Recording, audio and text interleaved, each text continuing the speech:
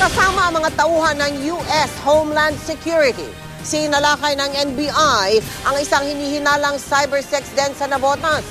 Inaabuso umano roon ang ilang menor de edad sa harap ng kamera. Nakatutok si John Consulta.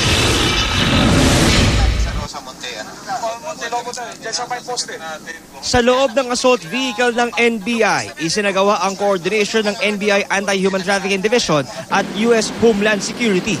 Ang pakay, isang cybersex den sa Navotas City.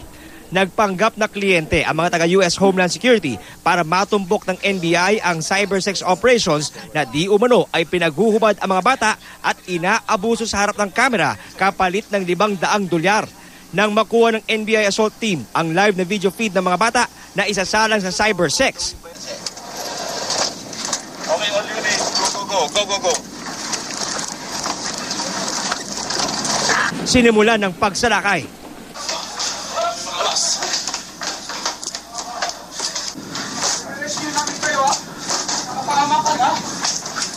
Inabutan sa mga kwarto ang 4 na batang minor de edad na may edad 9 hanggang 14 na taong gulang.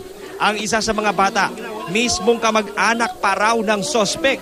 Nakuha ang iba't ibang mga gadgets tulad ng laptop, webcam, router at sex toys na ginagamit sa cybersex operations. Nadakip ang umaming operator ng cybersex den na si Benzen Canieva na handa raw makipagtulungan para maituro ang iba pang gumagawa ng cybersex operations sa Metro Manila. Ano ginagawa nila? Nagsisex po. Sa harap ng camera? Po. Tapos may bayad yon. Opo, per minute. Gaano katagal yung ganong klase ng session? Conforme po sa Amerikano kung parang magkano yung babayaran nilang credit, parang gano'n. But it's not easy, sir. It's not a walk in the park. It's not easy. No, it's not easy. It takes a lot of effort, a lot of work. Alright. Aalalayan naman ng mga eksperto ng NBI at DSWD ang mga batang na-rescue para malagpasan ang tromang dinanas. Masaya kami, no? At naging successful to operation namin. At patuloy pa rin namin alabanan to mga traffickers na to, no?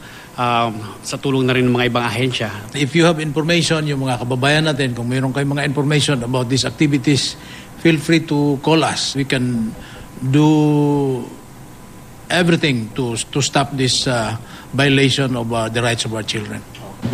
Susuriin ng NBI ang mga gamit na nakumpiska mula sa suspect, hindi lamang para makakalap ng karagdagang ebidensya, kung hindi para makapagpadala ng mga bagong impormasyon sa kanilang mga counterpart abroad upang mahuli ang mga parokyano ng cybersex operation. John Consulta, Nakatutok, 24 Oras.